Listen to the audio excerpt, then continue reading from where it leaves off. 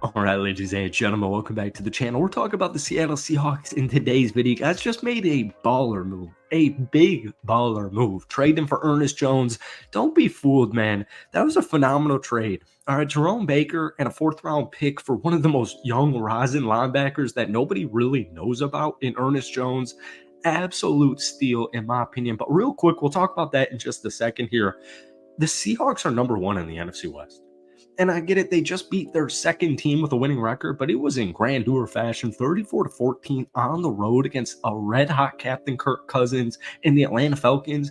I'm going to take that, but most importantly, Geno Smith threw for like a little over 200 yards, and they still put up 34 points. Like, we're finally starting to see, after that three-game losing streak, what this defense truly does best. Like, they're a really good defense.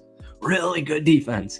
And honestly, their offense and defensive lines have been absolutely decimated in that three-game losing streak, and they're finally starting to get healthy. But don't overlook or underlook, whatever the wording would be. I'm not great with that. Don't underlook this trade for Ernest Jones. We're going to talk about that in just a second. But folks, the Seahawks currently are 8th in the league in scoring at 25.7. They lead the NFC West by one game. Yeah, I get it. That loss to San Francisco a couple of weeks ago really sucked, especially because it marked the third straight loss.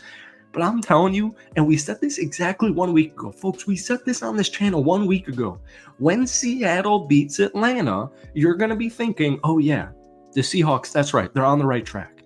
1 or less than a week from now, when they take down the Buffalo Bills at home this upcoming Sunday, people are going to start talking about it again, all right? But folks, before we get into tonight's video, hit that like button for me. Hit that sub button if you guys haven't already. Seahawks fans, love and appreciate you guys as always. Try and get this video to 200 likes, folks. That would mean the absolute world to me. So earlier today, the Seattle Seahawks acquired Tennessee Titans linebacker Ernest Jones in a trade where, like we said, you're shipping out Jerome Baker. That just ended up not working. It is what it is. And a fourth-round draft pick, all right? Now, Baker started 5 of Seattle's 7 games this season.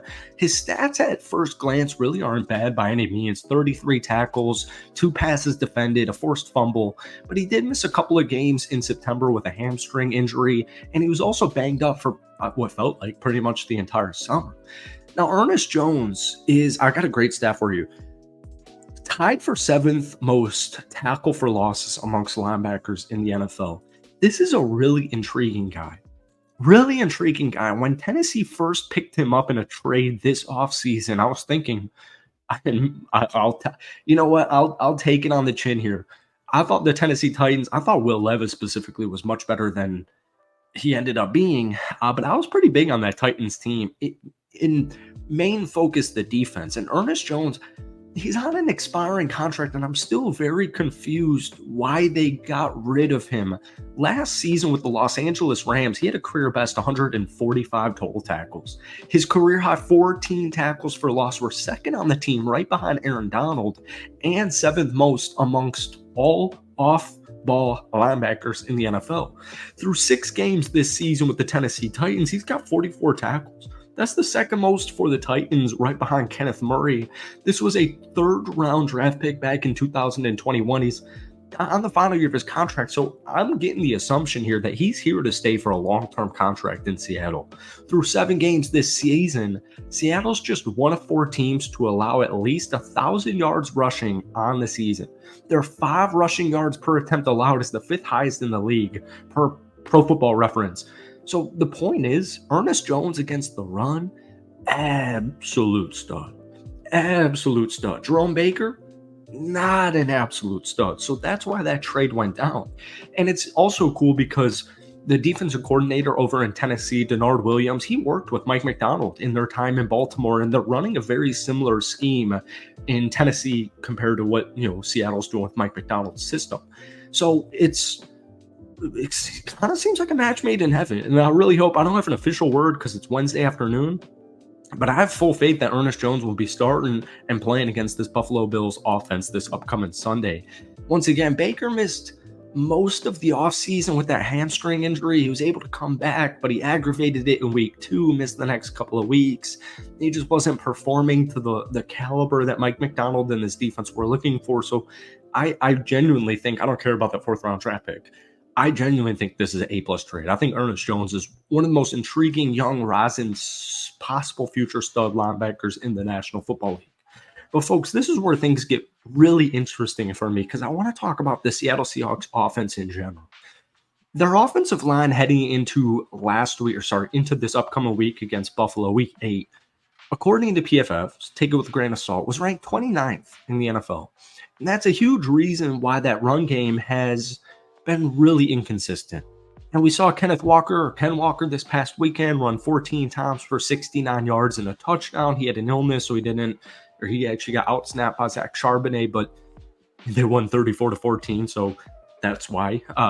Anyways, the offensive line, and like we said at the beginning of this video, the O-line and the defensive line have been just decimated by injuries the entire season, to be quite frank. And if you can't win in the line of scrimmage, you're not winning many football games. No matter what Geno's doing, if Geno's throwing for career yards in the season or in a football game, go back to that Lions game, those are games you should win. And, the defense got a ton of flack in that 3-game losing streak. But, we talked about this a couple of weeks ago. When you look into the meat and potatoes of it, it's because they just were missing over 5 starters for so many of those games. But huge news earlier today. Seahawks designate offensive tackles Abraham Lucas and George Fant to return. Now, this is important because third-string right tackle Stone Forsythe was inactive for that game against Atlanta.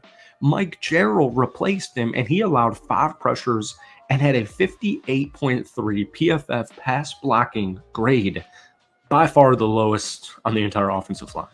The Seahawks, though, are improving.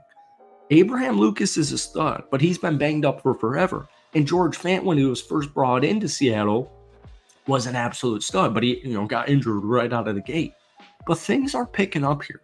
Charles Cross, left tackle, stud left tackle. He's allowed pressure on only 7.3% of pass plays. That's the best rate of his entire NFL career. At the right guard position, a little rotation with Anthony Bradford. Played 45 snaps. Christian Haynes, the rookie, came in there for 15 snaps. All 4 other Seattle offensive linemen on Sunday against Atlanta allowed at least 1 pressure. Neither right guard that we just mentioned surrendered any pressure for Seattle's win. So the point is, the only reason, in my opinion, that Seattle was so quote-unquote inefficient in the first couple of weeks, or I should say more specifically that 3-game losing streak, is because of the injuries on the offense and defensive line. But now I could be getting Abraham Lucas or George Fant back at any point in time. So things are on the up. Ernest Jones, in my opinion, A-plus move. Literally an A-plus move. But folks, that's it for me. Hit that like button, hit that sub button for daily NFL content. Give me a team grade for that Seattle trade for Ernest Jones down below. Thank you guys for watching. We'll see you before that matchup against Buffalo this upcoming Sunday. So stay tuned. Peace.